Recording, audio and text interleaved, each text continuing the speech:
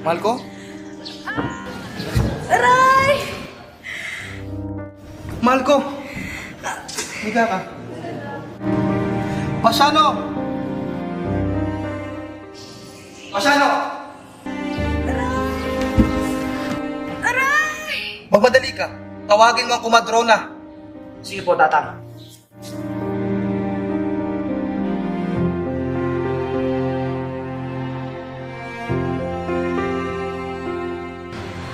Aray! Kaya mo, mahal ko. Aray! Sige pa! Sige pa! Chudora! Ere! Aray! Isa! Dalawa! Ayan na!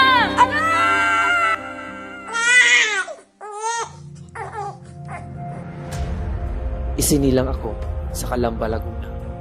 Noong Hunyo 19, 1961 sa pagitan ng alas 11 at alas 12 ng hating gabi ng aking ina na si Teodora. Ang aking kapanakan ay muntik nang ikasawi ng buhay ng aking ina dahil siya ay nahihirapan sa laki ng aking ulo. Sa ngalan ng pag-ibig at pagmamahal sa mundo, ikaw ay si Jose Potasio Rizal E. Mercado o tatawaging Pepe na magiging tanda ng kaligayahan at pagmamahal.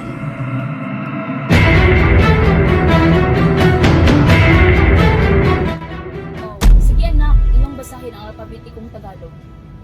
A, ba, ka, da, i, ga, a, i, la, ma, na, ra, sa, ta, o, wa, ya. Magaling anak, sa di napakatalino mo talaga walang duda. Itinuro din sa akin ng aking ina ang alpabeto sa Ingles at Espanyol. Gayon din ang ama namin sa parehong wika. Pinagsabihan ng ina ang gamo-gamo ang kanyang anak na huwag lumapit sa apoy ng lampara nang hindi siya masunog. Ngunit hindi nakinig ang kanyang anak. Siya ay lumipad at naglaro malapit sa lampara at walang ano-ano ay nahagip siya ng apoy at namatay.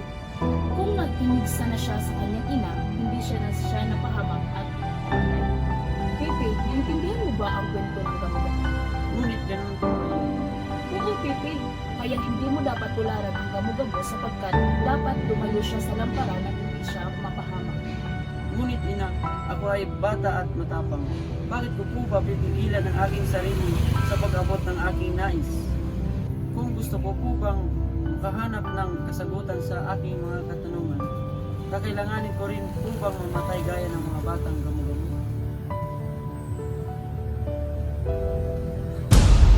Malapit kami sa isa't isa ng aking nakababatang kapatid na si Concepcion.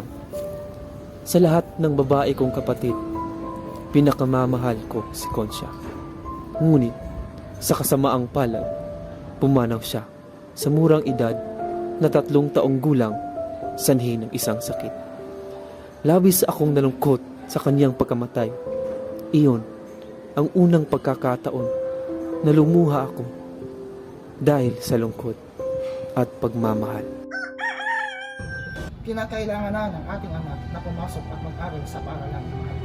Ngunit, alam mo namang may sakit ang ating anak. Oo, mahal ko. Ngunit siya rin ay masasanay at nalakas din ang kanyang katawan. Pasyano! Nagpatawag mo po ako tatanong. Oo, Pasyano. Ihatid mo sa binyan ang iyong kapatid at doon na muna siya manamalaki at mag-aaral. Sige po, tatanong. At doon na nga nagsimula ang aking pakikibaka na malayo sa aking buong pamilya. Unang araw pa lamang sa binyan ay nagsimula na kaagad ang aking klase sa pangunguna ng aming guro na si Maestro Justiniano Aquino Cruz.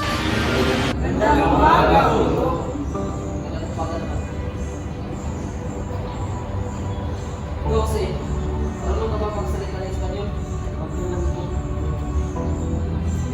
Ang Latin. Ikaw, Sig, maliit ka ng bata ka. Maliit pa para mo. Chunggo! Chunggo! Maliit na nga, wala pang alam.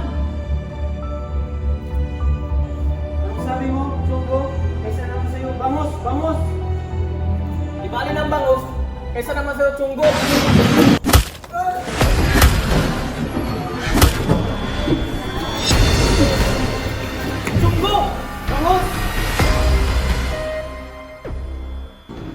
nangyari dito? Anong nangyari sa inyo? Susi po ako siguro, bro! Kasi, halika nga dito.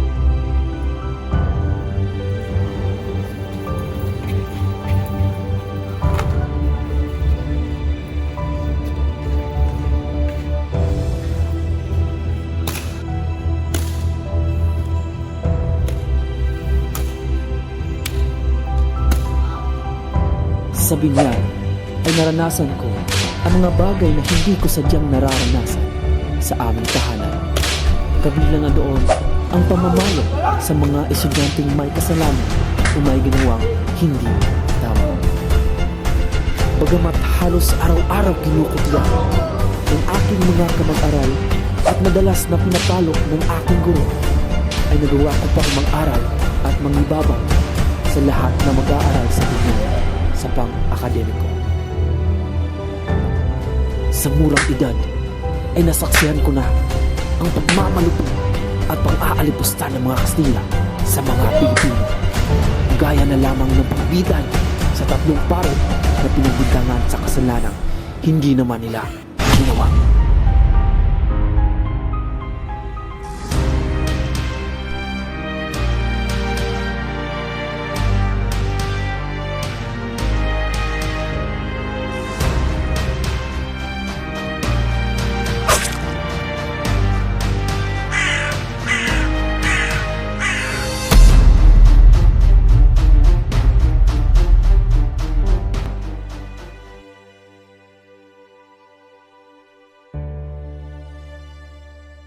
Sa pagtatapos ng aking pag-aaral sa binyan, ay sumambulat sa akin ang balitang hinuli at ikinulong ang aking ina dahil sa akusa ng kanyang hipag na kasabwat raw sila at ang kanyang kapatid na si Jose Alberto sa pagtangkang lasunin siya.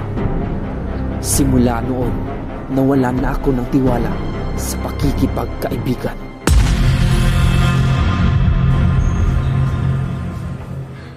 Simula ngayon na hindi mo na maaaring gamitin ang apelyidong Mercado. Lubhang mapanganib ito para sa iyo. Madadamay ka sa paghihiganti ng mga demunyong Kastila laban sa atin. Bakit naman, kuya?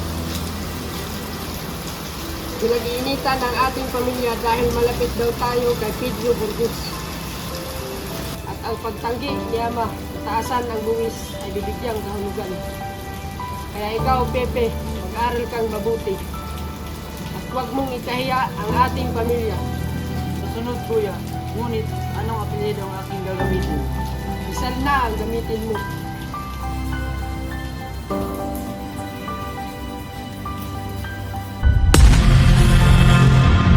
Ika-10 ng Hunyo taong 1872, sinamahan ako ng aking kuya Pasiano patungo sa Manila. Dooy, nagpakasakali kami. Ako'y makapasok sa Universidad ng Ateneo. Ako man din, hindi ko na siya pwedeng tanggapin sapagkat siya ay nahuli sa natatandang legislation. At isa pa, mukha siyang pagpatil sa kanyang edad. Paumanhin ko, nakasisiguro ako na magaling at matalinong bata itong si Jose. Nakasisiguro din ako na magdudulot siya ng magandang reputasyon sa eskwelahan na ito at nararapat siya na makapasok sa paaralan ito.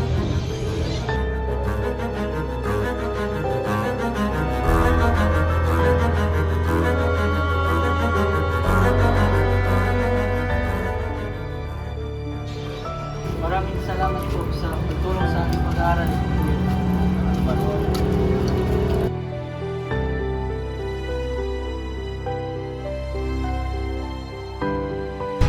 Isang buwan ang lumipas matapos akong makapagtapos sa Ateneo. Nakapagdesisyon akong kunin pansamantala ang kursong Pilosopiya at Literatura gamit ang apelyedong Rizal. Habang ako'y nag-aaral sa Universidad ng Santo Tomas, ay doon ko nakilala ang mahinhin at kaakit-akit na dalagang anak ni Tio Antonio Rivera. Siya si Leonor Rivera.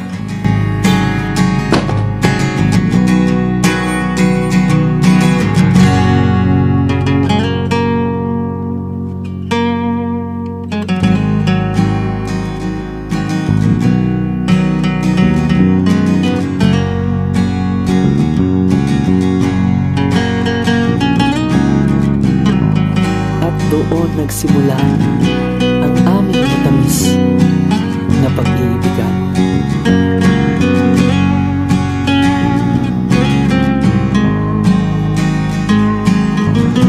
Ganon. Minsan hinihilig ko kay Bathala na sana hindi naman tayo mag-iisa. Paano ka malaman na ang ating sitwasyon? Anong gagawin natin? Kung ganon, itatanan kita. Itatago muna natin ating lihim na ugnayan at tatawagin muna kitang I miss para hindi nila mahalata.